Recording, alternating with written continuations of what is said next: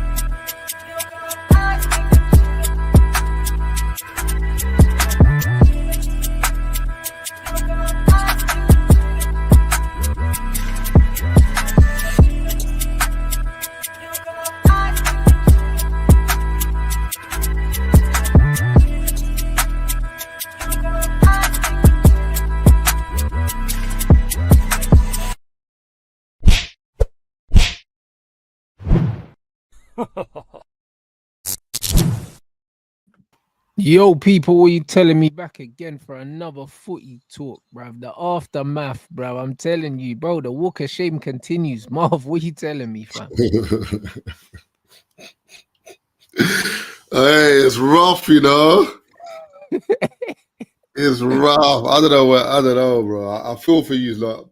Do you know what it is? There's certain United fans, yeah. You see, like United fans, like I got a brethren called Anton, a brethren called Matty, brethren called Rich. Them man are United fans, but they don't really say nothing. Like they're just more like when I have football discussions with them, it's a bit like you, to be fair. Like you don't really get on. I don't really see like other content, but I don't really see you getting onto Arsenal. It's more like we have a conversation. There's things you call out that we will call out. Yeah, but they see it as me getting onto them because man will point out certain things. Or like if I don't rate certain ballers, they'll be like, you got an Arsenal agenda. But I said, I don't have an agenda. You know what it is? Anything your fans call out that I don't agree with, I'm calling bullshit. You know them. It just is what it is. I think that your fan base massively overrate your players. That's one thing you've done in recent time. I think you overrate players. I think a lot of your players are kind of meaty. Do you know what I'm saying? But all in all, yeah, like, bro, when you played well against Real Madrid, I gave you your flowers, bro. I came out and I said it's one of the best games I've seen like this year, bro. And I kept it 100. Yeah, but that's what I'm saying to you. But there's United fans that won't do that. So my thing is, I get as a rival fan, like I get there's going to be biases. I'm going to have biases to certain players. You're going to have biases to certain players. You know what I'm saying? Or to your club in general. I get that. It happens. But then when United play well, like when you played Lyon and you came back, I said, yo, like, that's one of the best games I've seen this season. Do you know what I'm saying? But it gets to a point where sometimes, like, you see United, I wanted you to win the Europa, yeah? Just for my brethren and whatever. But then certain United fans, after you beat Lyon, the way they were chatting, I said, nah. I said, nah. Right, if we win this, we're the best season in Arsenal, even in our worst, we're still. I said, wait, hold on. Yeah, why are we involved in this? You know what I'm saying? That was like Arsenal were involved because I'm like, nah. Don't even. You see Tottenham. I know about 5-6 Tottenham, man, but I don't really care about Tottenham. So it's just like the little brother in it. They're just little brother graduated from uni, innit? He done his thing or got a new job or new car. Well done to you. You're over there, innit? But you see United's like the OG in the area that's like, I don't know, man. It just drives around and lets you know you're still shit, you know. What's going on here? So for me, that's why I was like, you know what? I'm not sure I wanted to win this, but boy, I don't know where United go from here still because this is bad, man. Because I was reading up on it. Adidas give you 10 million, 10 million pounds less a year. Yeah. If you're not in Europe. Then obviously you lose out on maybe like 100 mil immediately from not qualifying for Champions League, revenue, whatever. So next season, because remember, you want a new stadium, you want to attract new players, you want to buy new players, you want to sell players. I don't know where you man go from here still. Brother, I don't think anyone knows. Do you know what I'm saying? Like this is what we're waiting to find out. We're waiting to find out what this ownership are on, what these men are on, because man don't really know. Yeah. Man don't really know, bro. Like this summer is gonna tell man everything that we need to know about where they want to take this football club. For me, if they don't sack this manager, they're not serious. You know them ones? Like they have to sack him, bro. I'll be real, because they would not have brought this guy in, with even the slightest inkling that it could have gone this far left. You know the ones? Like in your head, you think, oh, you know what? We might need to go backwards before we go forwards, but they would have never seen this coming. But you know what's mad? I feel like Tottenham and United, because you were both safe in the league, you lot literally effed off the league. All your eggs were in the Europa basket. You could see we only done that towards the end, bro. Like we didn't lose those games on purpose. No, I get what you're saying, but I'm thinking once you're getting to like once the season got so bad, you could see it that it was just like even United fans. I might be making this up, but it seemed to other fans that you man were like, yeah, we're losing these games. It's terrible, but we're getting Europa anyway and being Champions League. So it was cope though. I'll be real. Like a lot of man said, you know what I'm saying? I think it was cope though. A lot of men were like, "Oh, we don't really care," but we were forced not to care because we were getting slapped every week. You know, like that.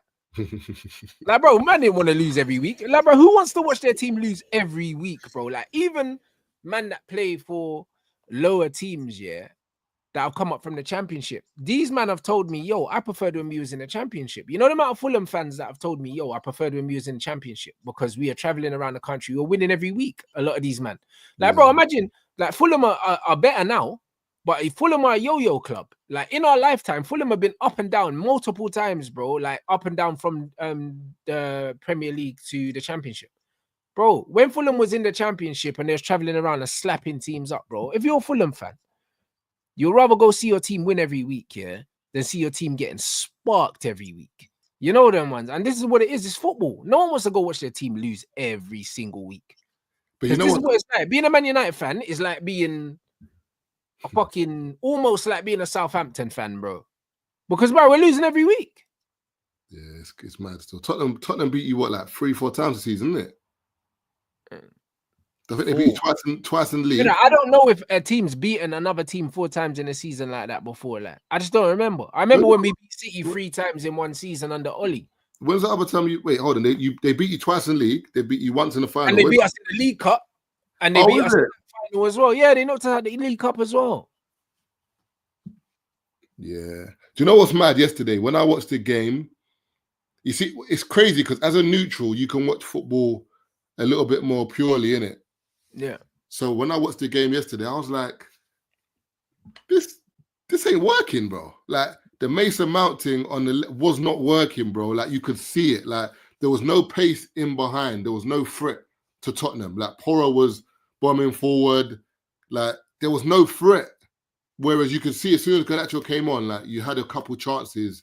Like he had like 2 or 3. I'm like, although he doesn't finish chances, you need someone like that on just to stretch the game, to give Bruno a bit It was more a different play. look, yeah. But it was just, but in my mind, I was like, wait, if I can see this, how can you not see this? I didn't understand it as a He's a manager. He didn't manage yesterday, bro. He just stood there and watched the game like everyone else, bro. Like for like subs, foolishness. You think he wants to leave? Do you think he wants to actually? Like, do you think he's on the He's vibe? given up, man. He's given up. He has given up, bro. That didn't look like a manager that was fighting for his job. Yeah, because I didn't see. You know, like normally you see a manager on the sidelines, or like you see Mourinho, like he will call a sub at 30 minutes if it's not working. Bro. Do you know what I'm saying? Or I'm not gonna lie to you, Ten Hag, I don't think he loses that final still. He doesn't lose that final, bro. When you saw the 2 players here that both teams had available, there's no way that we should have lost that game. Do you know what I mean? And even the fact that we finished the game with 5 defenders on the pitch when we're trying to win a cup final, bro, he's given up, bro. He didn't go out. He didn't go down swinging. Like I'm seeing Mainoo on the bench. I'm seeing Odegaard on the bench. I'm seeing Garnacho. I'm like, wait, hold on. Why are these men on the bench? Are they injured or something? Because my thing is Tottenham. You know Tottenham play a high line. You know it. You know Tottenham defensively, like they've got pace, but they're not the best defensively. So it should have been a machine for machine game yesterday. I get that you don't want to lose, but it should have been a machine for machine game, and that would have made it way more interesting. Because Garnacho, if you got Garnacho on one wing, Ahmad on another wing, Bruno in the middle, bro, you know what's happening, bro. Yeah, but again, that would be us playing the system that we were supposed to play. Do you know what I'm saying? So you're saying you think he was trying to like...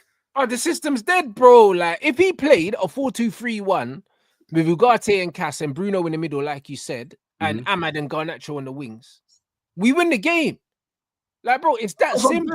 That's what I'm saying. Or at least it's more of a fight. Even if you lose, you'll be like, we lost it 4-3 or we lost it 3. Do you know what I'm saying? At least you can be like, we fought. Yeah. But I'm watching that game and I'm like, bro, Tottenham they weren't stressed. You could see They did nothing, bro, yesterday, and they didn't have to do anything. Tottenham said, yeah, you, man, as long as you, man, got the ball, we ain't got nothing to worry about. Like, Tottenham said, you, man, can have that. Brother, look how early Ange brought on the defender, bro. I swear there's like 20 minutes to go. He was happy to just sit back. He said, these men ain't doing shit. Let me just bring on an extra defender. 20 minutes, we'll see the game out. Do you know how disrespectful that is? Normally, man, make that sub in the last 10 minutes. Yeah. Put on the extra defender to see that. Bruv, the Bread done it with 20 minutes to go. He wasn't stressed. And what's mad is, remember, there was no Madison. There was no Kulusevski either. Because if Kulusevski's on that wing... no Werner, Bearman there weren't. Bearman weren't there, bro. Do you know what I mean? And this is my thing, bro. No one wants to hold this manager accountable. This is what's wrong with these football fans. Do you know what I'm saying?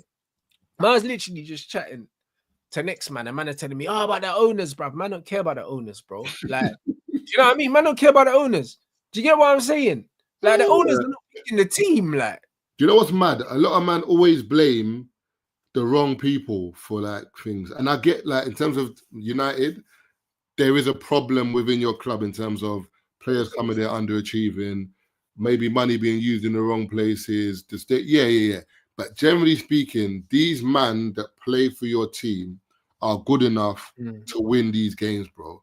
Like, I'm not saying if they play a Newcastle, they got to beat a Newcastle or Arsenal or City or Liverpool. I get there's certain teams that have better squads and, you know what I'm saying, a bit more fluid of how they play. Cool.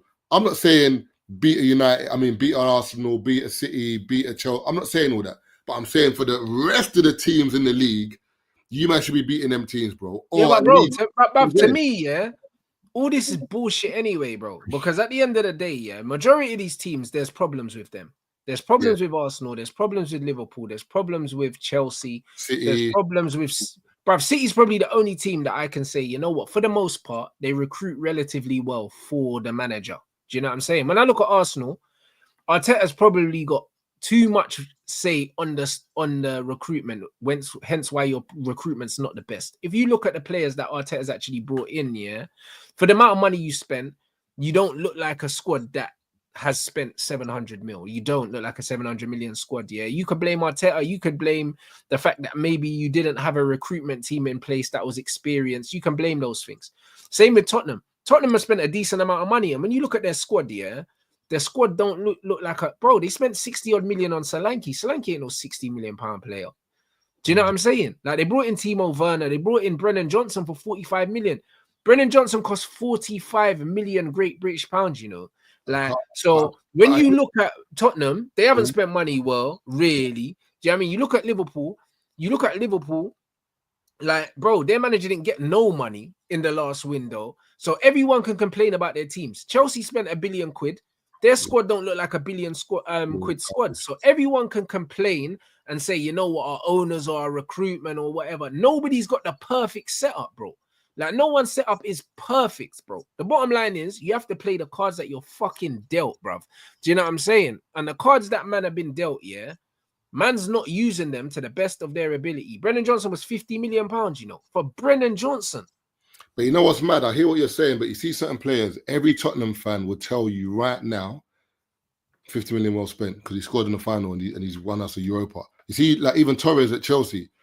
Torres, there's a Luke Shaw on goal, but I hear you. I get what you're saying, but you see, sometimes, you know, I get what you're saying. There's certain players, and I'm not gonna lie to you, Brennan Johnson's been banging in goals this season, but I don't think Ange knows how to use him properly because remember, unfortunately, Brennan Johnson is on the same wing as Kulusevski. So Kulusevski is a better player, but Brennan Johnson scores more goals. So it's like, what do you want? Do you want a better player or do you want more goals? So yeah, but Brennan Johnson scores those goals because of the system he's in with the manager that he's got. If Brennan Johnson was playing for Man United, he ain't scoring no goals, bro, because we're not putting the ball in them areas that he's getting into. Do you get what I'm saying? So he's got decent output, but again, the manager's using him to the best of whatever he is. Because Brennan Johnson, like, bro, he's a nothing player. But the way that Tottenham transition, yeah, like, he's doing all right there, bro. Do you know what I mean? But no one's saying, yeah, yo, get me Brennan Johnson. Like, no one's saying that. Bro, like, even Tottenham fans weren't saying that. When he signed in, they probably didn't know who the youth was.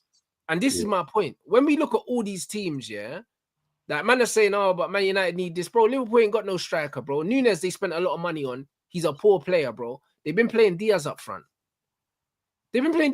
Arsenal been playing Marino up front. So all of this chat that I'm hearing about XYZ, Man United, yeah, we got shit owners, but our shit owners gave Eric Ten Hag the best part of 600 million, bro.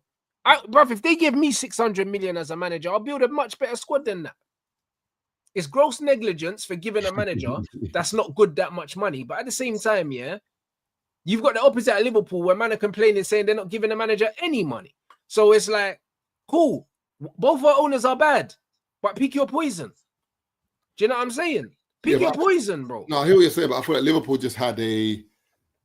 You see the difference between Liverpool and Arsenal is we've recruited differently. So... Yeah, because Arteta's choosing instead of, like, you didn't have a recruitment team that was bringing in players. No, it's not even that, because I saw an article the other day and it said about Arsenal have spent on forward players. We spent the lowest amount in the league. I think we were below... We might have been below Ipswich or someone like that. We were the lowest of all the teams in the league. We were like 20th or something like that. But why? But why do you think that is? Other than the fact that the manager doesn't want these attacking players. No, I don't think it's that. I feel like, you see, like with certain teams, yeah, certain teams have a different philosophy in it. And Arsenal have always been an attacking team. We play good football. But for years, our defense has been absolute trash. So I think when Arteta came in, he's like, I want to address our defensive issues and our midfield issues. Whereas that's Liverpool... but it's been, remember, financial fair play has been over time. It hasn't been like all at once, innit? You can see that he's been doing it over time, innit?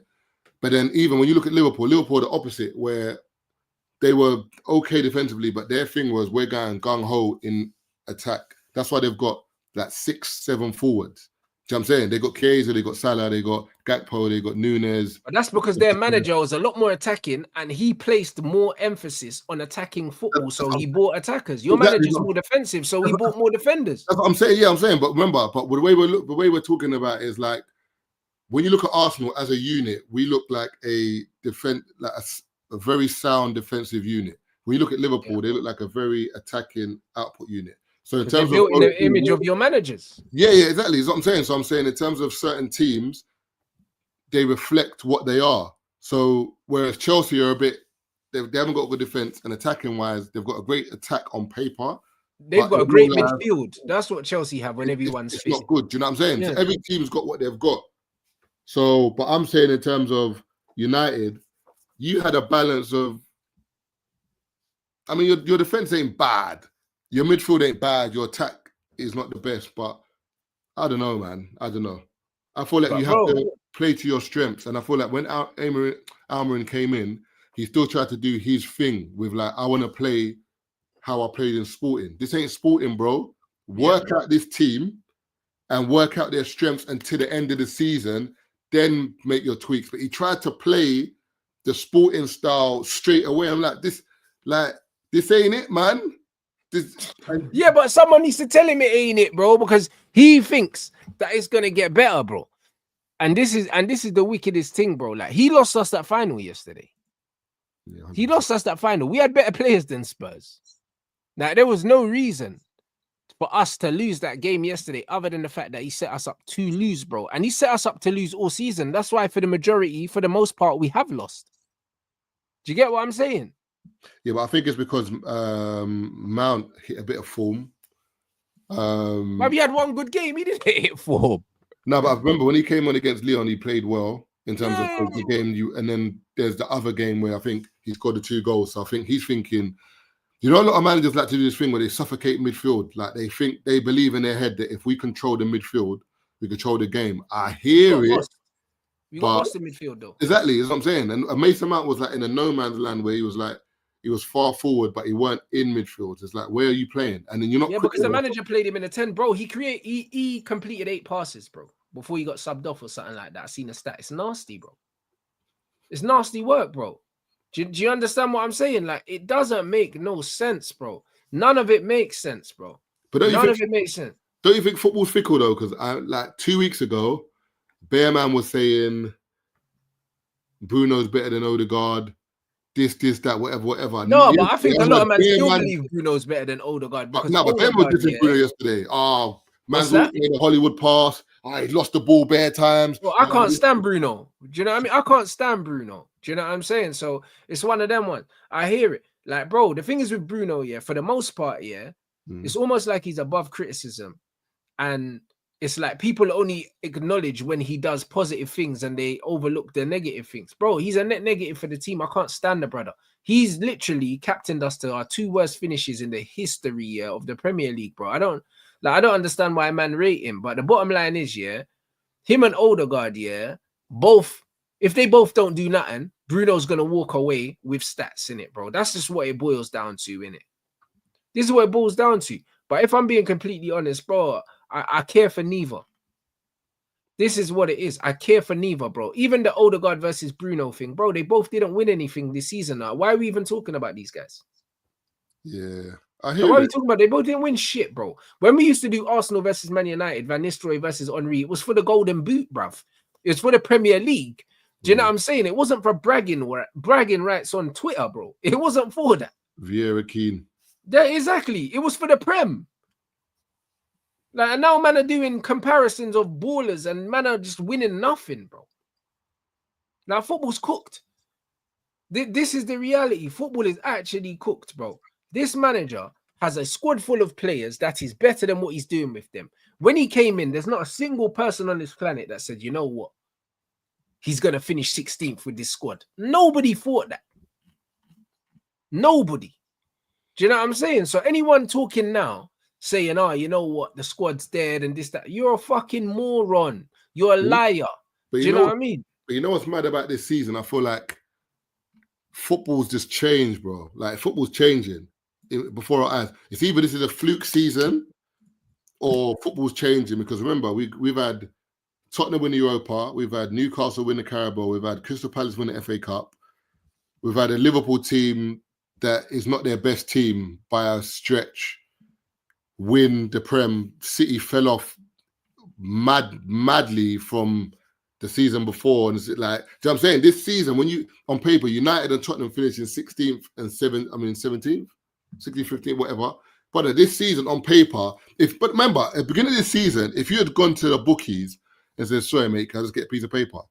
I'm gonna put United to finish 16th, Tottenham to finish 17th, Crystal Palace to win the FA Cup, Newcastle to win the Carabao, Liverpool to win the league, and they'd have to liquidate the whole fucking business to pay you out.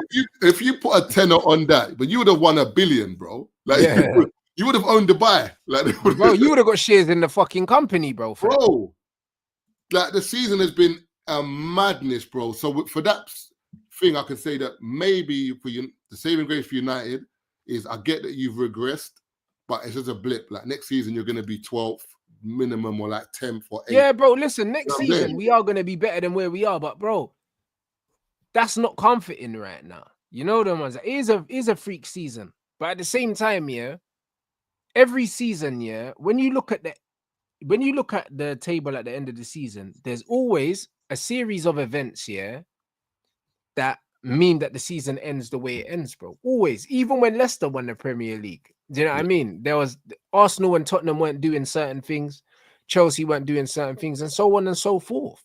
Do you know what I mean? It's never just straightforward. There's always a multitude of different things here that mean that it ends the way it ends. Do you get what I'm saying? So as much as people can say, yo, like this is a freak season, I don't necessarily think it is a freak season. I just think that loads of teams hit the end of their cycle at the same time. City this is the end of City cycle. They now need to rebuild again. And they are starting to rebuild. They spent money in January.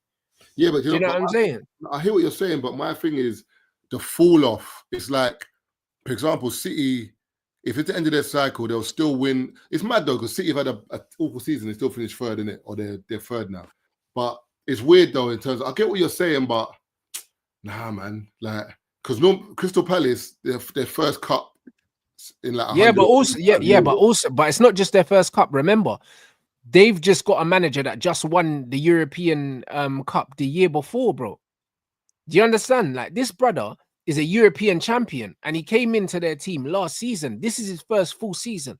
So it's not really like, oh my days. It's not like Roy Hodgson won it. Do you understand what I'm saying? If Roy Hodgson won it, it would be different, but he's a European champ. No, I get what you're saying. I'm looking at Crystal Palace as a team and I'm looking at them. They've lost Elise. So you're looking at them thinking you're going to be weaker than the season before. Like last season when Elise and Eze were hardly fit at the same time. When they were fit, Crystal Palace were doing bits. But then obviously when Elise is gone, you're thinking, So I'm saying even Newcastle, for example, like there's a lot of teams that it's weird though, because normally we don't talk about teams winning cups and finishing low. We normally talk about Arsenal, United, Chelsea, Liverpool's. Those are the teams that are normally in the but that's because normally City win a couple of those trophies. Like Pep averages 2 trophies a season. Do you know what I'm saying? And then you think that Liverpool are going to be in there, but brother, it makes loads of sense. Like if you look at it, you look at Newcastle, bro. They're in the Champions League last season, so it's not like it's a mad surprise. Yeah, Eddie Howe's been building this Newcastle team over the last 2.5 to 3 seasons now. So they're just starting to kind of get somewhere. Look at Villa. Look at the squad that Aston Villa have built, slowly. So it's not really a surprise that they got to the quarterfinals of the Champions League because they've been building that squad. You look at their attack. They got Asensio, Rashford. They got Bailey that don't even play. They got Rodgers. They got Watkins. Like they've been building it. Yeah, but if Villa win the FA Cup, I'm like, I hear it. Do you know what I'm saying? If Villa win it, I'm like, I hear it. I hear what you're saying, but they're in the Champions League, so their focus is off the FA Cup. Do you understand what I'm saying?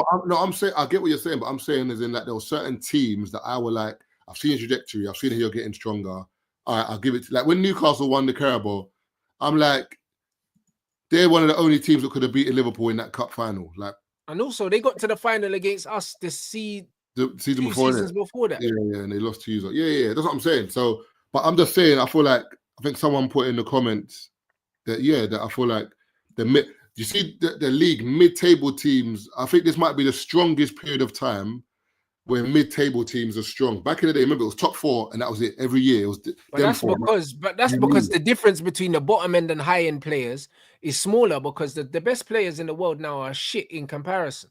You know them ones. That's the reality, bro. Your striker's Kai Havertz, bro.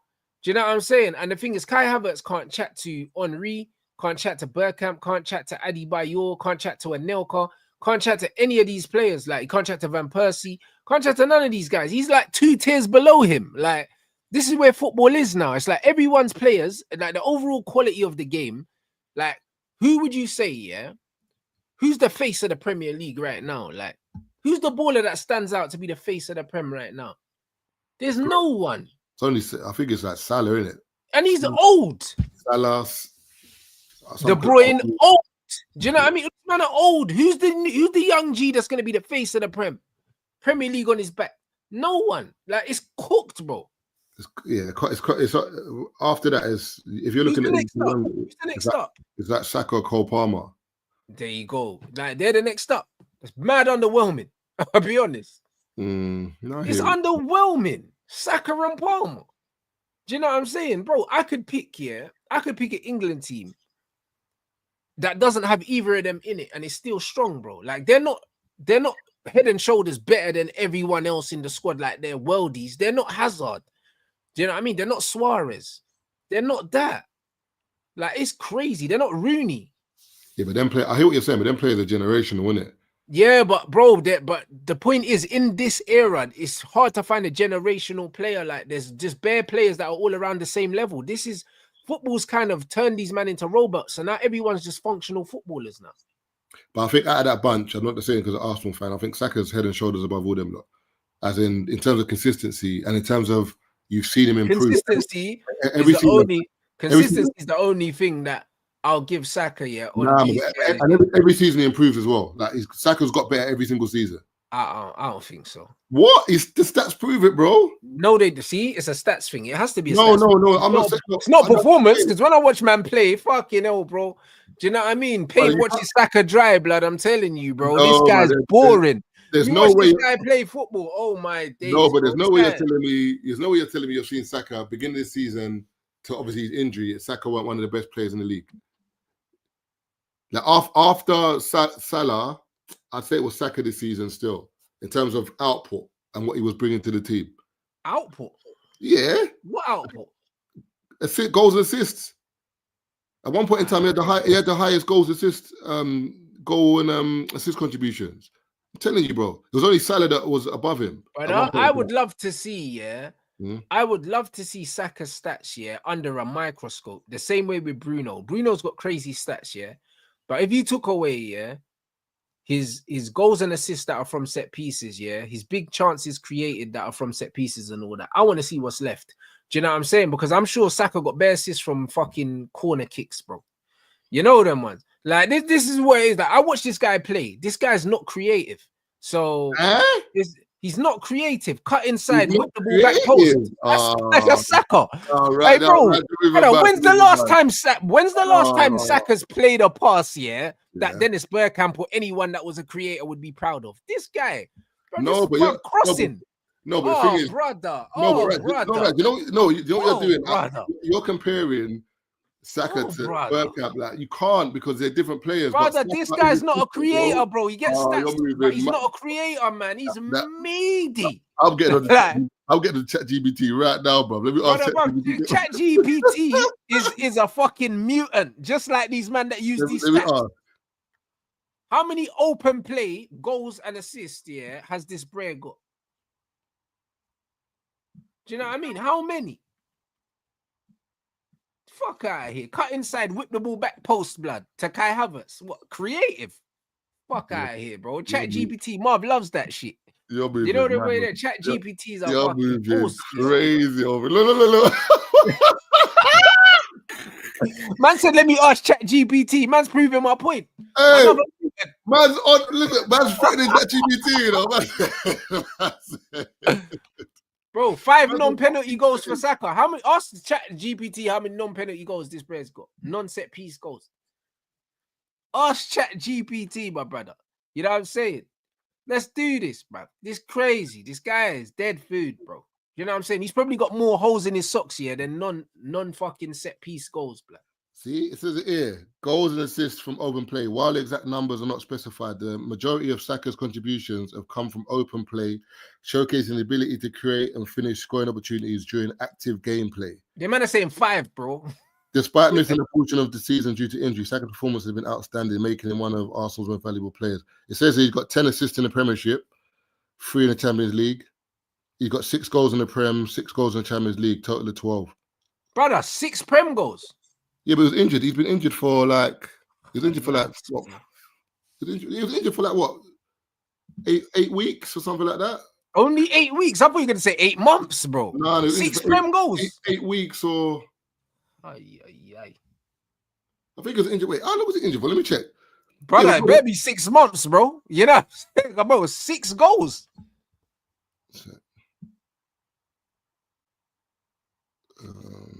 6. Bro, ain't Gabriel got more goals than that? How many goals Gabriel got? You know what I mean? 6 goals.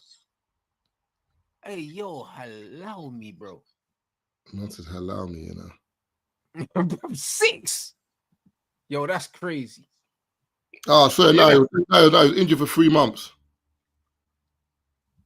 So he scored 6 goals in 6 months, is what you're telling me in the Prem. He's missed 23 games.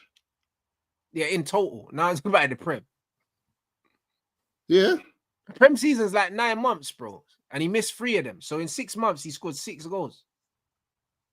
6 goals, 10 assists, bro. See, No, 6 goals in the Prem. 12 yeah, goals. I'm talking about the Prem. I'm not doing the No. But he got 12. He got 6 goals in the Champions League, though.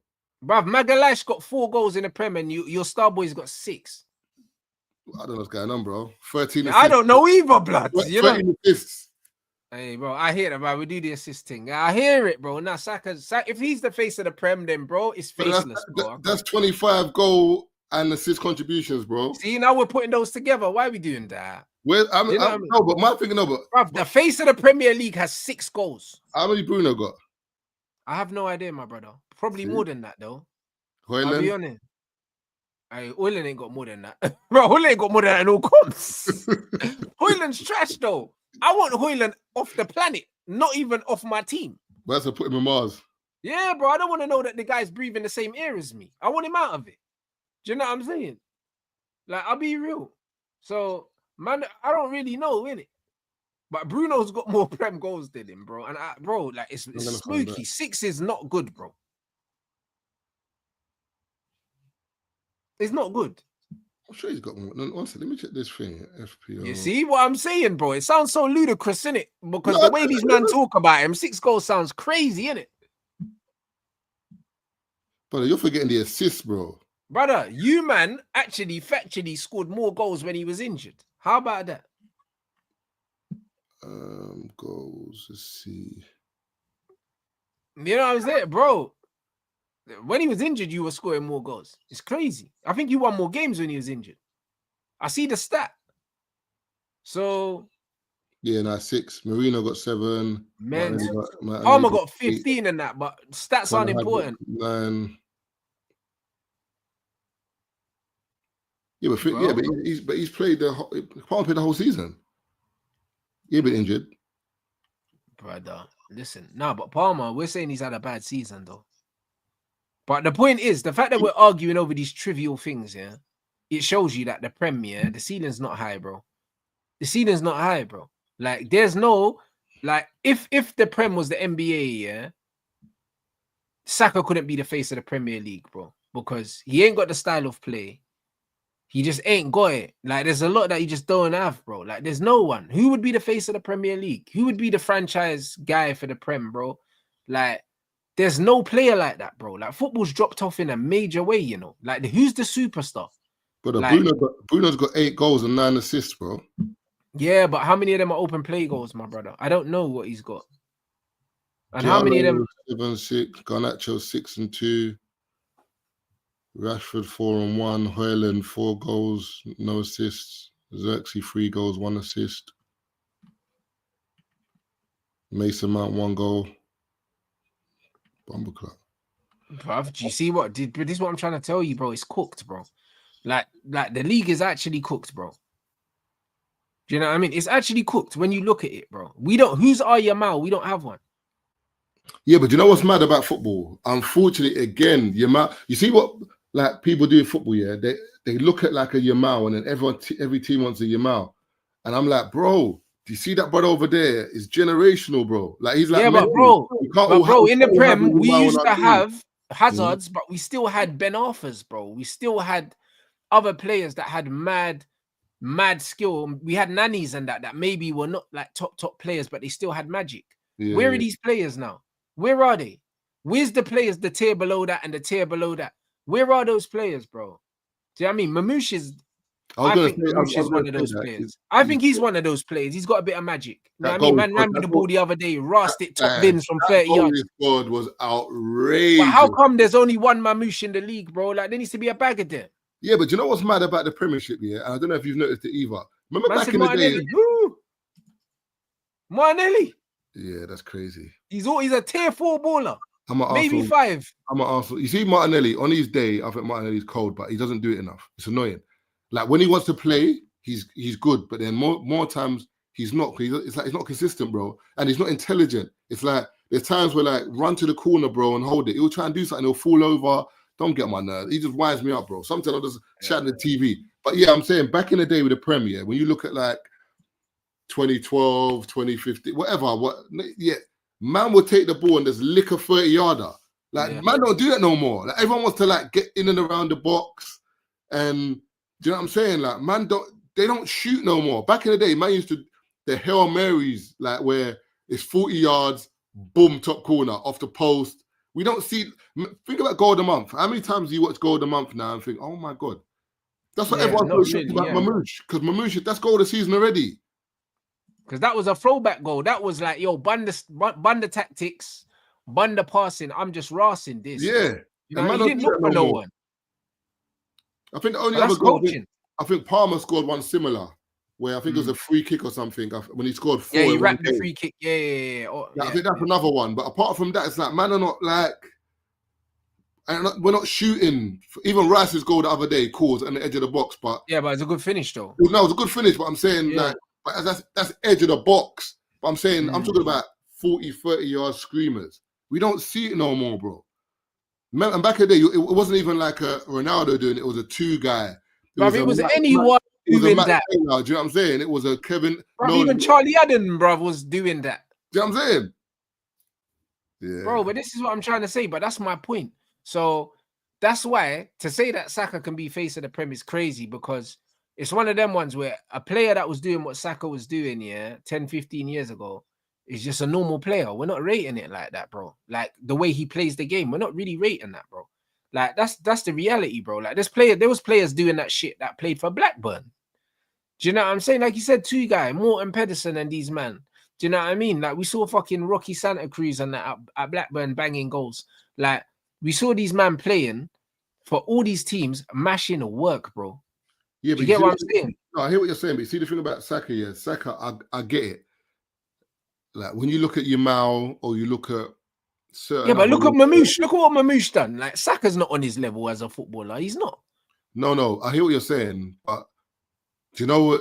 There's certain players, for example, that on the eye test, you look at players like, I don't know, like a Sane or like Coleman, sorry. Yeah. Like, you know, like them kind of players that when they're running with the ball, it's mad. It looks, their feet are moving, and you're like, oh my God, like. But Saka doesn't look like that. But when you look at output in terms of what he brings to the team, Saka is integral to what Arsenal do. You can see when Arsenal, you're right. For a period of time, Arsenal's whole thing changed. So I get what you're saying, but I feel like we're talking about 2 different things. Talking about players being effective and the eye test. Yeah, so but I think, Saka isn't like, you wouldn't, when you look at Yamal on the eye test, even if he doesn't have an assist or a goal, you're like, this brother's performance is you want to watch that. Whereas Saka, you might not want to watch Saka if you're not an Arsenal fan. I get that. But output, even for England alone, he's been England's best player for the past like 3 years. Yeah, I hear that, but what I would say is, yeah, because of how football, yeah, has turned into a system game instead of an individual game, that's the only reason why Saka looks good, bro. I'll be real, like, because he ain't got enough individual ability to be able to hang, yeah, in a game where that's not football's almost choreographed now. You know them ones. When you look at the goals he scores, the assists he gets, they all look the same. And it's from the coaching, bro. When football used to be more freestyle and it used to be players go out there and play, express yourself and that, man can't hang in that kind of era of football, bro, because he just ain't got the ability, bro. Like, this is just what it is. Like, he's a player that's as good as the team he's in, bro. And there's a lot of players like that in football. Sterling was the same at Man City, and then you put him in Chelsea's team, yeah, and then he was dead. See, like, do you know what I'm saying? I get what you're saying, but remember, Saka has been in an Arsenal team that was garbage, and he was the best player. Then Not really though. Like, he's only really grown into getting these numbers in the last, like, what, 2 seasons. Look at his numbers, yeah, from when he came through, yeah, under Emery to now, bro. He's gradually built his numbers to this. He wasn't always doing this. No, what I'm saying, but in terms of a player, you could see it. Remember, he started off at left back, garbage, and he was all right. Everyone was like, well, whatever. Then he went to the right. But Saka, that's why I say to you, every season he's improved. That's why I say he's sick, because every season he's got better, bro. Like, it's not the same Saka. You know that Martinelli, for example. Martinelli showed promise, but he hasn't improved every season. He's still doing the things that annoy you. Whereas when Saka gets the ball on the right, he rarely loses the ball. He rarely makes the wrong decision. He always does something productive with it. He doesn't lose it. He's setting up, scoring. Do you know what I'm saying? So I get what you're saying, but as a player, I believe that Saka is most managers' dreams, because every. I agree. I agree. Yeah, I agree. He's a consistent player. He's intelligent. He's intelligent, but he's still not. Yeah, he would be a player that I would love to have. Yeah, in my squad, but I'm not building a team around a player like that. So he can't be the face of the Prem. He can't be the face. He wouldn't even be the face of my team. He would just be a player that I appreciate a lot. Do you know what I'm saying? Out of all this lot now, who would you say should be the face of the league? Because my thing is, I get what you're saying, but I feel like in terms of the Prem, if Salah's not in the Prem, Saka is the best player in that position in the Prem. But but that's only one position. No, I'm like, he's left-footed. No, but I'm saying, but that's his position. So if you're the best player in the Prem in your position, but you're saying the Prem's so bad, that's why Saka is the best player. Yeah, but if we're only picking right wingers, if we're only picking left-footed right wingers, and I'm not picking Salah, then I'm picking Cole Palmer over Saka, because Cole Palmer's a better footballer. Nah, man. And if we're talking about other side, if we're talking about players, like I said, I mentioned Mamouche, bro. Do you know what I'm saying? I mentioned Mamouche, yeah. He's got that X factor that Saka ain't got for me, bro. Like, Saka ain't picking up the ball 30 yards out and calling timeout, raps. Like, I get you, but that's Mamouche's first goal of that this season. Nah, but he's scored mad goals this season. Like, even when you look at his movement and, bro, like, he's a constant, real threat, bro. I get what you're saying, but I'm not gonna lie to you. Do I want a player a live wire that can give me a goal at any moment, or do I want someone that every week I can count on to assist or score? I can't lie. I want that every week, consistent goals or scorer, bro. I will put Mamouche in the same team, both, but I'm not gonna lie to you.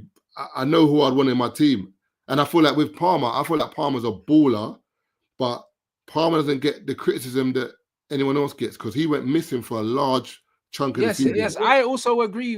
Also agree with that. But then at the same time, we say he doesn't get the criticism and all these things, yeah? You would never know that Saka's got 6 goals, blood, because when he don't score, no one talks about it. They only talk about it when he is scoring. So but I hear what you're saying, but Saka, if he's not scoring, he's assisting. Because remember, he's still got 10 assists in the Prem. Yeah, but the assists, bro, the assist stats are fugazi, bro, because you get assists from whipping in free kicks, whipping in corners, bro. Yeah. Like, these are still assists, bro. Like, these are not proper assists, though, because when you take a corner, you're not looking to pick anyone out. You're just putting the ball in the area.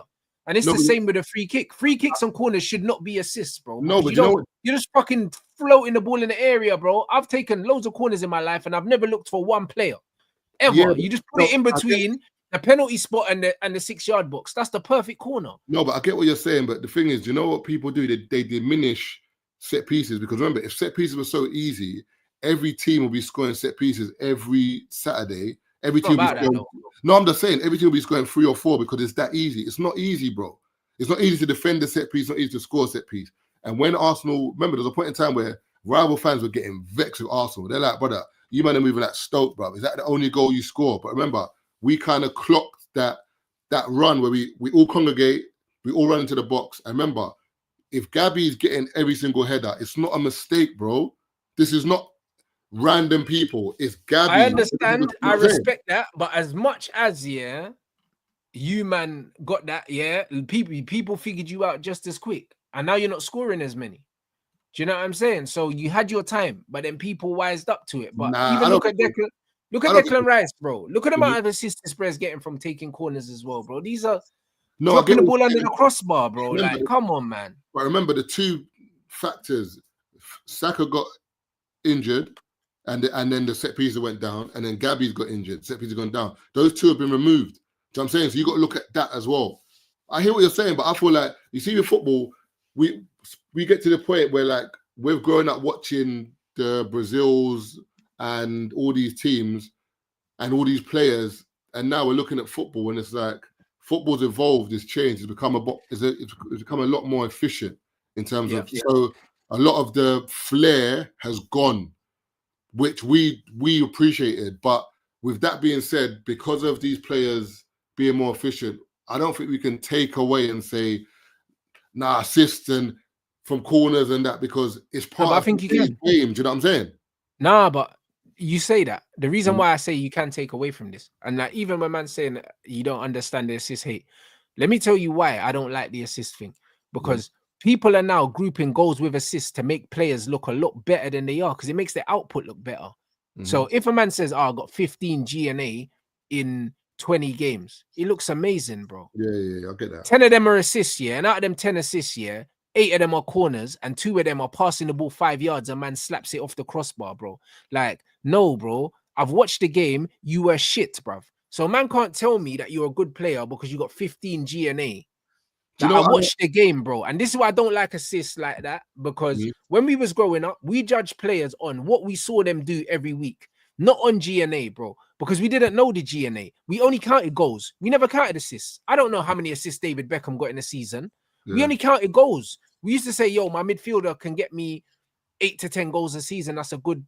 We weren't talking about assists from a midfielder. Like, what is this bullshit with assists, bro? Do you know what I'm saying? Like, what is that bullshit, bro? When did that become a thing, bro? For me, I think assists are important when, for example, a man has run to the byline, cut it back, and someone's tapped it in. Do you know what I'm saying? No, but just play well, bro. Why do we care about assists? No, I get that. But what I don't like with assists is when I pass you the ball 30 yards out, and then you run, take on 3 players and score, and then you get the assist. I'm like, that's not an assist. He done all the hard work. Yeah, but you still get one, and this is my that's point. What I'm saying. That's why I don't like those assists. When it's like, how did you get the assist when you just there was one? This is the point. But that's why they should scrap them, bro. Because bro, they don't have a golden assist trophy at the end of the season. There's a golden boot. I think there's no golden assist. But I think an assist, they need to cater assist so that like it's. For example, a corner is an assist because the ball gets whipped in, I header it, it goes straight in. So it's literally 1-2. Whereas if you pass the ball to me and I now take 1, 2, 3 touches and run with the ball, that's not an assist no more because you didn't do nothing. Like you passed to me, yes, but I've had to do all the hard work. I feel like an assist should be like maybe like a 1-touch finish, as in if you assist to me and I'm banging it in, that's an assist. Bro, you can say that. You can say that. If you take more than a certain number of touches, it's not an assist. I agree with that. I agree with that. Do you know what I'm saying? I agree with that. Like if I play you the ball over the top, and then you run onto it, you take 4 touches, do you know what I mean? Trip over, get back up, go around the goalkeeper, blood, and there's a man on the line and all that. Bro, it's like, bro, what's this dead assist, bro? Yeah, it's not assist. Like, that's dead. But at the end of the day, that's what most assists are. It's a stupid stat, bro. Like, I can't lie. If I pass you the ball and you ras it from 30 yards off the underside of the crossbar, I get an assist for that, bro. But I saw an assist that, what's my man got for Everton? The brother, is it Gay? Yeah, maybe.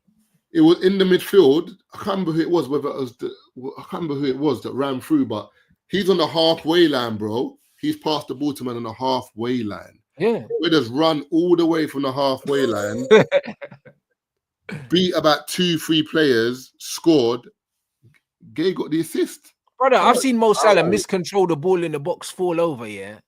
And the ball bounced off him. He tried to control it. It bounced off him. He fell over and someone just slapped it in and he got an assist for that. Bro, this is what, yeah? This is what the game is now. And this is why when I see G and A, bro, I want to know how you got the assist. Because it matters. No, I hear it still. You know what I mean? It matters, bro. I want to know how you got the goal as well, because it also matters, bro. But what people are doing is they're getting goals and assists, they're putting them together, and they're trying to paint a picture of a player that doesn't reflect the actual player. And this is the problem with the modern game, bro. And this is why I don't like those stats. I don't like any of them. Because if I get 10 assists in a season and they're all corners, man can't turn around and say, right, he's a creative player. He gets an assist every third game. Bro, they're corners. I'll just say that, but as a set piece specialist. That's well, there you go. But man ain't doing that, because they weren't doing that about Beckham, bro. Imagine if we could, brother. Imagine if we counted every assist David Beckham got here from a free kick and a corner, bro. It would get ridiculous because we were scoring from fucking corners and free kicks all the time, either directly from Beckham or Beckham putting the ball into the box to Van Nistelrooy. Van Nistelrooy, if he got 30 goals in the league, bro, how many of them were from Beckham's foot, bro? Probably about a third of them. Even the season you won the Champions League in '99, I think Beckham, I think he was third Ballon d'Or, I think he got like the most assists that season in terms of, I think in the Champions League or something, or for United. Like he was going crazy that year, bro. That right wing, just the whipping in balls. Bro, but that's what Beckham was doing, bro. Do you know what I mean? And no one was talking about assist. They were like, yo, Beckham's got the best delivery on the planet. That's what they said. They weren't like, oh, look at all these. This is 10 assists for Beckham in 12 games. Bro, no one weren't saying that. Man just knew when they were stepping over a free kick, man wanted to be David Beckham. That's all we knew. Do you know what I'm saying? So all this bullshit, do you know what I'm saying? Like, it just don't make no sense, bro. Like, some of the assists that Fabregas was getting, Scholes was getting, these assists are worth 10 of the assists that Salah's getting. 10 of the assists that Rice and them man are getting. It's worth 10. When man are playing perfectly weighted passes with the outside of their foot in between players and through onto running strikers and that, bro. Like, bro, the Bergkamp assist, bro, his assist was so good, yeah, that man didn't even have to touch the football, blood. He's got an assist that he played to Vieira, and Vieira just ran over the ball and went round the keeper. Didn't even touch it, bro. Like, these are assists, bro. Even though against Juventus, when he's got the ball and he's just dragged it back again and just flicked it. I think to Lumba. See, that's an assist, bro. Yeah, do you get what I'm saying? No, I hear what you're saying, but unfortunately, I don't think we've. Do you know what's mad as well? Like, I think the defenders have got better to a degree in terms of, because remember, a lot of people is just the line now. And remember, think about this here. If VAR was back in the day, there's bare goals that wouldn't have stood, you know?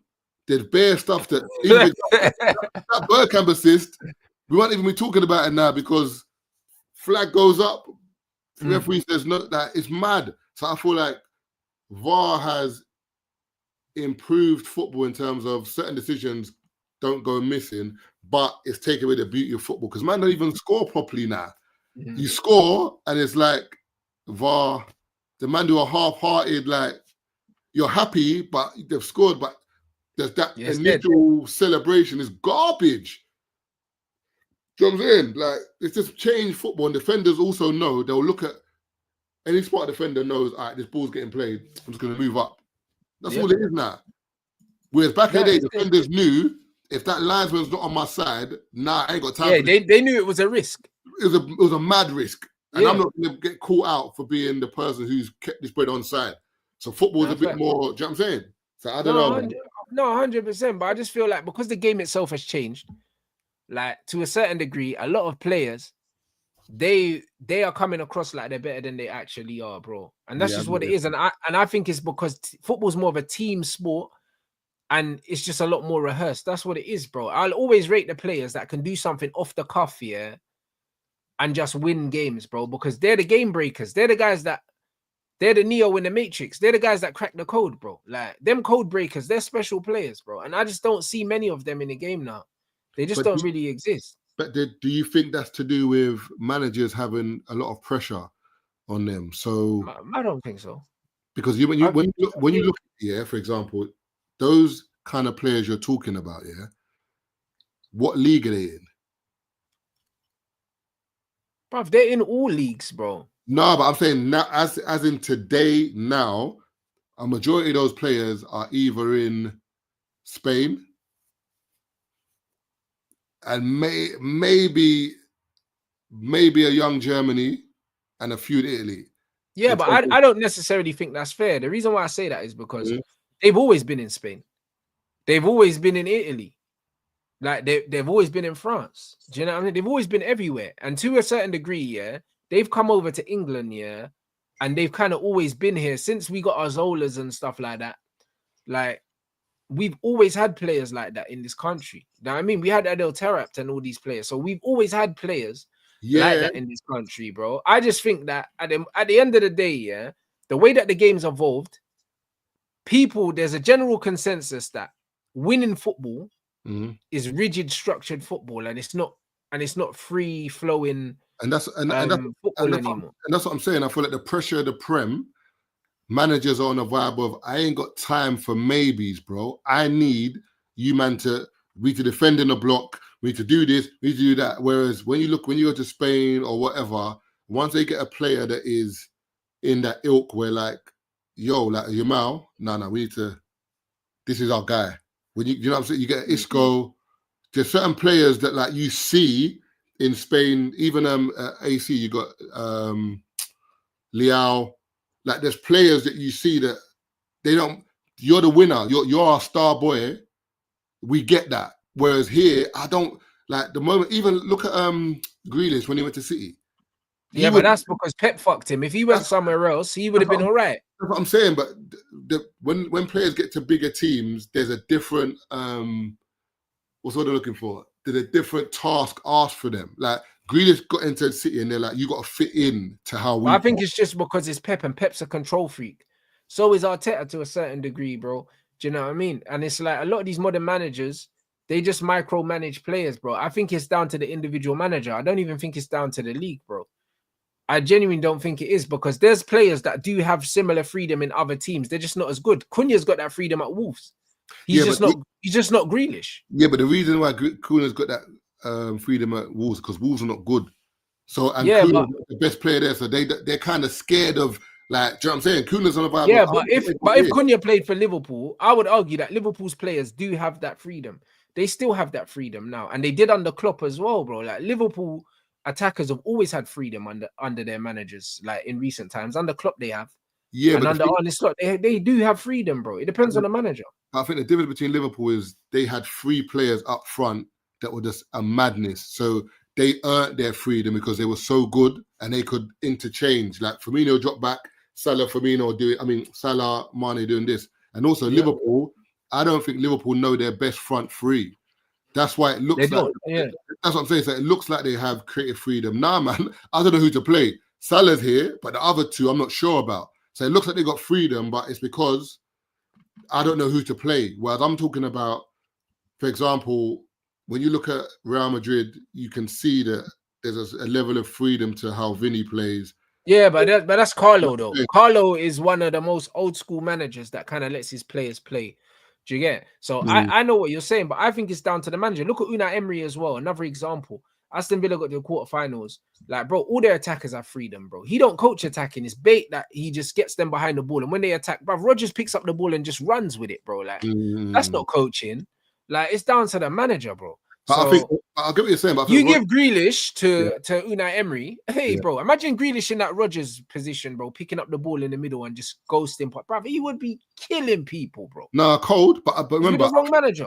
I feel like Rodgers is that kind of player. Like, for example, Bruno's not the kind of player to run with the ball like that. No, but Grealish is, but he doesn't do that for City. I get what you're saying. Sometimes it depends on players, though. I get what you're saying, but Rodgers is, I think any team, Rodgers is going to do that, because if he doesn't do that, not in a rude way, Rodgers isn't the tiki-taka pass and move. He's I get the ball and I drive and I run. That's his play. So any team, Rodgers is going to do that. Do you know what I'm saying? Whereas Odegaard is not going to do that because that's not his play. Bruno's not going to do that. That's not his play. Do you know what I'm saying? McAllister, Gravenberch, it's not their play. So I get what you're saying, but I think it depends on certain players. But I think we see it more with wingers as opposed to other parts of the pitch. That wingers get changed. It's make or break with the manager. It's either I'll give you creative freedom and you do what you want, or No. You have to pick up the ball, and if you don't have an option, you go backwards. That's what Pep does. And it's mad though, because when Pep originally got to City, I feel like his players had more freedom. When you look at like the David Silva, Yaya Toure, Sane, Sterling, all them players, like there was freedom to it. It's like as he's got older, he's become a little bit more. No, but I think the players around them have got better. So Pep has to be more regimented, because the gap between the ability of his players and the opponents have gotten smaller over the years. You can't replace Silva, Toure, a prime KDB, Mahrez, all these, bro. You can't fucking do that no more, bro. It's just like Pep, like, don't rate his ballers the way he used to rate them, bro. Like now he brought what's his name, Nunes, bro. He's playing him at right back, bro, because he said he can't play in midfield. He didn't buy him to play right back. But now he's looked at him in midfield. He's like, bro, you're getting cooked in there. I can't leave you there. Like, yeah, but you know what I mean? You don't trust these man. You see, Pep, the reason why Pep annoys me, is because I feel like Pep got so bored with the league, winning it, that he just started to do dumb shit. He's like, I'm gonna play Nico Lewis at left back today. Do you know what? I'm gonna play 4 centre backs today. But we played Bernardo at left back. And I'm gonna play Stone as a defensive mid. Like, he just started doing dumb shit. You're like, nah, you're taking the piss. You've won too many leagues now. You get like, he wasn't even, and I think that's what Pep's problem was, that he tinkered his team so much that certain men didn't even know where they played anymore. Akanji wasn't fighting for a left back spot. He was or centre back. He didn't know who he was playing. Like on a Saturday, you might have Akanji left back, Ake right back, Stone and Diaz, or he might play it the other way around. Like you didn't know what he was doing. So I feel like over time, players didn't know where they were going to play, or where they play anymore. Like, because remember, every Saturday you play, Saturday, Wednesday, if you play as a left mid or right mid, you start getting used to your position. You get used to it. Of course. Whereas if one game I play left back, I have to now play as a left back. The next game you play me centre back, then right back. Like I don't know where I'm playing. And I think that's what happened with City, where they didn't know where they were playing, bro. And over time, teams were like, what is this? Yeah, but again, what message does that send other than the system's more important than the player? That's the message it sends. Because he's saying no matter who I play where, it doesn't matter, because the system is king, bro. And it doesn't matter because we've seen what's happened, that the system isn't king. If you haven't got the right personnel in them places, you're going to suffer. And then now you can see Pep started to revert back to, let me start playing KDB again, Carl. Nah, man. And then you try to hug him yesterday or that. Nah. You see, if I was carrying the ball, I'd be like, fuck off, man. Move, man. Because my last season at this club, you've tarnished it because you had an agenda where you didn't want to play me for whatever reason. And now you're playing me at the end of the thing. Nah, man. Don't do that. So I'm saying he's done it for a few, man. Like, he's had favourites. You can see, like, certain man play and certain man don't. I'm like, nah, man. Don't do this. That's why you see, you get Ibrahimovic saying about Pep. You get Eto'o saying about Pep. There's certain players that are like, nah, man, I don't like him. Because he's a weird manager. You can see that. If he don't like you, there's certain things he does towards you. Even Haaland, like, getting dropped. I get whatever, but it ain't his fault. Mamouche got dropped the other day. It's not his fault. It's not his fault, but at the same time with Erling, I think you know what it is with Pep and these players? I genuinely believe, that, like, City's run a certain way where Pep don't choose his players, innit? He don't choose his players. He even said he never heard of Doku when he got given Doku. Swear. And I think, that Pep is he's struggling almost, like, being given players that he don't necessarily know and he doesn't particularly like, them ones. So a lot of the time where it looks like Pep's beefing these men, it's because it's like, I don't know you. That's strange, though. I would have thought Pep not really. More, like, no, because they're making club signings, bro. Do you know what I mean? Like, even Mamouche, he never knew Mamouche, bro. He said he had to call up man in Germany because remember he managed at Bayern and ask about him, and he got good reviews, and he said, all right, cool, but he didn't know him. Nothing about him. I get that, but I'm saying as a manager, it's your job. So I would think that even if, for example, Liverpool, I watched the program on Liverpool, and they were saying that I think 8 or 9 of the players that they bought were all scouted by their technical team. They watched like kilometers ran, Like they looked at all different stats, and the Yep. players that were top of the stats they bought. Because apparently, Klopp wanted He wanted Julian Brandt and he wanted someone else. He wanted Brandt instead of Salah, and they were like, no, Yeah. Salah's the choice. So I get that, but the thing is, when they said that to Klopp, at least they showed him stats and they showed him all these things and said, no, Salah's the guy, and he was like, okay, I agree to you buying Salah, I get it. Whereas it sounds like Pep's coming to the training ground and Mamouche is there on the exercise bike. He's like, who's this one? Who's this? But also, it's not just a player's ability; it's also the player's personality, bro. This is what you got. That's the difference between management now and then. Before Ferguson, and I'm sure Wenger was the same. They used to meet the players, speak to the players. That man went to the players, and they were the ones who said to you, listen. Well, exactly. They get a feel of what they are like as a human being. How are you going to work in my system? This, that, and the other. Now, it's all transactional, bro. You get me? So most of the time, they're giving players. And then, bro, even if you like the look of the player, once they come and they train, you have to see how they train, see how they live, see what their personality. Maybe just don't get on with them. Like, Grealish is the worst brother to give Pep, bro. This bro drinks. Do you get me? You know we don't train hard. All these things. And you know Pep is a fucking, like, control freak. And you can't control Jack. You know them ones. He was the worst manager for him. Jack's like the obviously not as bad, but the current. He's like Gaza, bro. Yeah, the current Gaza, like Gascoigne. Like, and them man kind of players, you can't even really. You got to leave them alone, bro. Like, as in them man play how they play in it. Do you know what I'm saying? No, it's facts. Bro. But hopefully Grealish leaves the season and starts playing football again somewhere. But I feel like City's rebuild is too big. I remember with financial fair play as well. Remember, but that's what I'm saying. I think financial fair play has affected a lot of teams because teams like Chelsea and City, they were able to like buy 4 players and be a mistake and be like, oh, all right, cool, we'll buy another 8.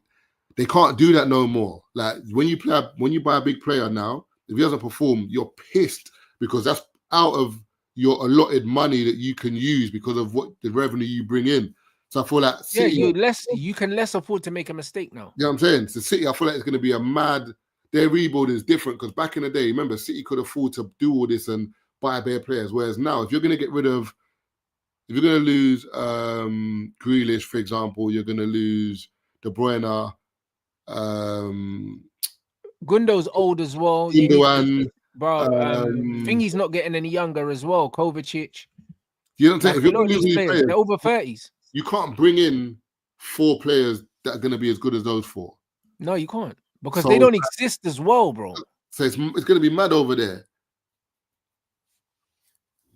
So these players don't exist, and that's why it's hard to even replace them like for like. And this is where football is gradually going, where it's like once the old guard age out the game, there's not immediate replacements. We just got to look at the striker market, bro. It's still hard to find a striker better than Lewandowski, better than Benzema. And these men are OGs, bro. Do you know what I mean? Salah's an OG now at 33. Like, where's the 23-year-old Mo Salah? And also, I feel like City got rid of players thinking we'll be all right. Like, when they got rid of Alvarez and Mahrez, you got rid of 2 players that weren't... And they lost Palmer as well. You forget. They weren't actually at the retirement door. These players could still play for like 2-3 more seasons at that level. But you got rid of them, like, and obviously Palmer, he's not thinking Palmer's going to be the Palmer he is. I remember them man are watching him in trainers. I don't know what I feel like Pep maybe got a little bit too cocky with thinking that it will be all right. And nah, man, it backfired, bro. Because for me personally, I wouldn't let Mahrez go and I wouldn't let Alvarez go. That's me, innit? Palmer, I wouldn't let him go either, but cool. They've let Bearman go. Even my man at Real Madrid, is it Briam? What's his name again? Yeah, Brahim Diaz. Yeah, they've let Bearman go, bro. Like, what you doing over there? I hear it. No, it's facts, bro. You know what I'm saying? Hey, big up everyone inside, bro. You know, make sure you get these lights up, man. But yeah, bro, the fact that Brendan Johnson's got 25 GA, bro, hey, that super chat's killed me. And that's what I mean, bro. The game's just where it is, innit? I can't lie. The game is just where it is, guys, bro. And this is why I feel like I prefer YouTube to like Twitter and stuff because, bro, like it's too simplistic to be having. You can't have conversations like this on Twitter. You can't, bro, because football. Like there's so many different layers to where football's going right now and where it is, bro. And this is why, like, people can't really bring stats to me as a way to sell certain players to me. You can't bring stats to me. 25 GA in all comps, yeah, for Brennan Johnson. Imagine if someone just brought you, said, yo, Rants, 25 GA in that. Man, that's all right. You're figured. And remember, that's more. That's like 1 in 2 in all games, maybe. In all comps, it's better than 1 in 2. That might be more GAs than Yamal this season. Maybe Yamal had something like 1 goal or something, 1 goal at one point in 2025 in the league or something like that. Bro. He had 1 goal in like 3 months. So imagine on paper, they look at the same player. Yeah. And on the eye test, brother, they're not. So I get what you're saying in terms of. I get what you're saying. And even Salah, his goals and assists ratio on paper makes him look like the Prem's best ever player. Like you're looking at man like, but we've watched players in the Prem, and not in a rude way. He's not better than Ronaldo. He's not better than Henry. He's not better than Hazard. He's not better than Bell. There's certain man in this league that I've seen F up the league. Like when I mean as in like single-handedly, like this brother is a problem, as in unplayable. Players hate to see his name on the team sheet. So I'm not saying obviously Salah, people don't want to like, people are not like, yo, whatever, but if you've got a good left back, you're not panicking about Salah as much. Whereas Henry, John Terry, Rio, every man's having sleepless nights, bro, before he came. Do you know what I'm saying? Yeah. Bell, Hazard, sleepless nights, bro. Yeah, bro. Look, you're talking about GA stats for Yamal, yeah, in all comps, yeah, brother. Bearing in mind that I think against Benfica and all these games, yeah, Barca was scoring on 4 or 5 goals and that, brother. A man said he's got the same amount of league assists as Jacob Murphy, blood. Like, it's like 12 or something like that. Bro, like, that's not out of this world, bro. Like, it's not, bro. This guy's an unreal player, yeah. But when you look at league assists, yeah, he's got 12 or something like that, bro. And then someone will turn around and say, yeah, well, Saka's got how many? You told me he's got double figures, isn't it? Yeah, I think he's got 10 in the league. There you go. So Saka's got 10, Yamal's got 12. They're not comparable as players.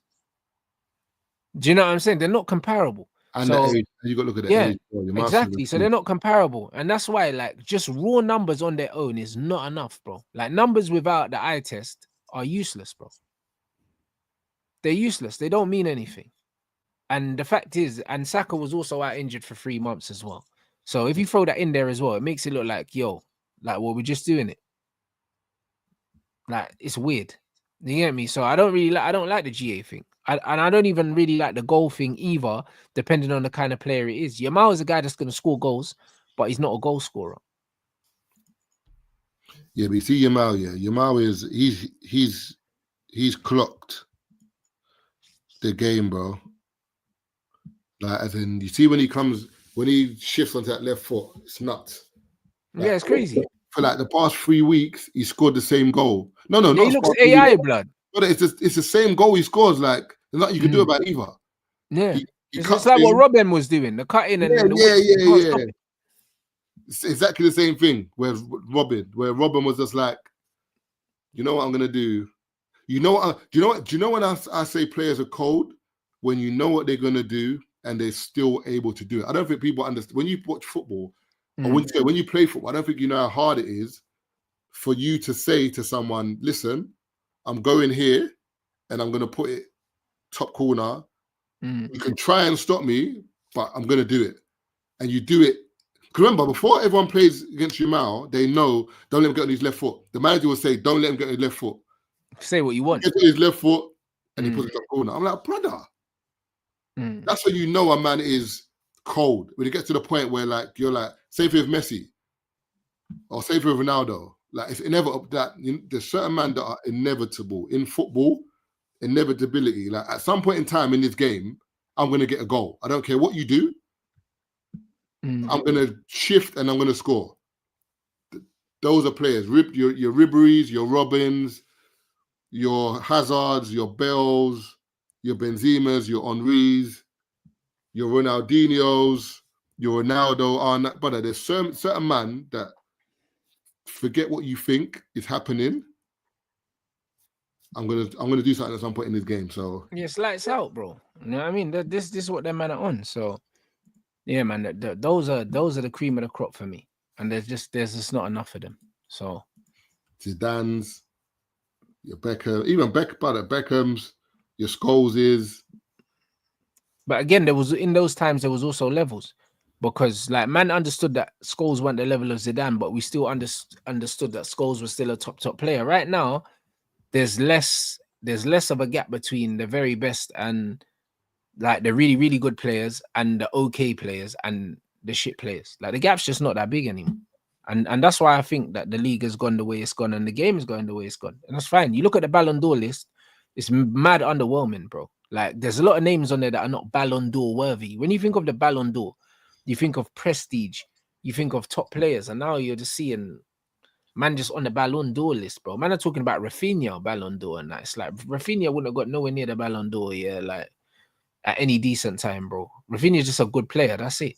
Yeah. Now, off this season, he deserves it, but I get what you're saying though in terms of Ballon d'Or. But he has been outstanding this season though. But I don't know. Numbers wise, he's been great. But every time I've watched him, I've never watched him and said, "Oh yeah, he's had a really good game." I haven't. But he's decisive. He's got big moments though in terms of like like Jude last year. Like big moments. As in, he won't be playing. Like for example, Yamal will be the type that like runs the game. Yamal actually runs a game. Yeah. But Rafinha can go through a game where you don't really see him for a bit. Then bang, he just scores. Like exactly. Yamal's the main man, but Rafinha gets the numbers. Yeah. So, but I think, but sometimes, do you know what it is? You know what? Football is a very interesting game because there's times where like a man will score bare tap-ins, yeah, and people will say, he ain't a good striker. All he scores is tap-ins. But then when you watch players like Højlund, and you're like, brother, get across your defender and tap it in. No, I hear it. Now tap-ins are important when you see man not tapping it in. No, facts. No, there's levels though. Yeah, there's levels. Højlund just a donkey, so I hear it though. You know what I'm saying? Hey, that's 70 million, I can't believe it. It's crazy, bro. Do you know what I mean? Someone has to go jail for that transaction. I'll be honest. Them man are laughing at Atalanta when they signed. They were like, hey, brother. They gave a high five. Like, how we pulled that one up, 70 million. Bro, it's mental. You know them way there, man was on the phone, covering the phone. He's like, you know the way there. Hey, what the man? Yeah, you know what I mean? I said, how much? You know the ones. He goes, oh, we're gonna give you 70. He's like, brother, man was laughing. Man, such a phone at 70 mil. Come on. Man said, you know, man said, look, this guy crazy, man. Hey, that man was drinking olive oil. Yeah, hey, bro, trust me, that transaction was crazy. I told you, man, I had to throw the gloves in the bin and take the SIM card out after that transaction, bro. That was crazy work. I'm telling you, it was that, bro. Can't lie, bro. Man, I had to self-destruct the phone after. Nasty. 9 Serie A goals, 72 million. But you know what? But you know what's mad? Imagine if Højlund leaves United, he does it at Anthony and just goes blind. Nah, he ain't going nowhere, bro. That's certain things. But you would have never thought Anthony would have been like. No, but Anthony showed stuff before we signed him, though. He showed stuff before we signed him. Højlund never showed nothing before we signed him. It is nasty, bro. Yeah. Hey, I want Betis to win the Conference Cup final, man. That's what I want. So do I. Get you know what I'm saying? You know what I mean? So do I, bro. Do you know what I'm saying? So yeah, man. It's calm. You get me? But yeah, man. You lot, make sure you get these lights up. You already know what time it is, bro. Do you know what I mean? Let them know what you got coming up for the week as well. Yeah, just got 3 shots tequila, my podcast with Taser Black on Friday, the audio dropping. We do a live every Tuesday, 9 p.m. So log into that. There's the video. I think we had Armani take risks, spoke about Diddy trial and that on the latest episode. And yeah, man, we're there. Follow me on the social. That's it. You lot make sure you do that. And yeah, listen, I'm back. at 9 we're gonna people. We're running the show today, bruv, because you can't do tomorrow, innit? So man's back, bro. Do you know what I mean? Some more therapy, blood. You Have man you already been know. online today? I think I looked on your story. You were online. I mean, you've done Yeah, about. bro. This is the 4th show. I got one more. Yeah. I was like, raw. Yeah, but I got one more, bro. You know what I'm saying? Man did my first one at 10:30 or something like that this morning. So It's cold still. yeah, we're active people. You man already know what time it is, man. Do you know what I mean? So yeah, man, make sure you smash the likes here. Is anyone live at the moment? Anyone live at the moment, people? Let me know if anyone live for a redirect. We're back here at 9 with Ghana though. Do you know what I'm saying? Who's live at the moment? What does that mean when you say you're live at the moment? Because I can redirect in it and send them over. Oh, okay. Man said Big Six alive as well. All right, say no more. Well, you know what? Fuck that, bro. I'll redirect to the show with Ghana, bro. We're outside, bro. You lot make sure that you hit the waiting in it, and I'll see you guys back here at 9, bro. It's gonna be long, bruv. So big up everyone in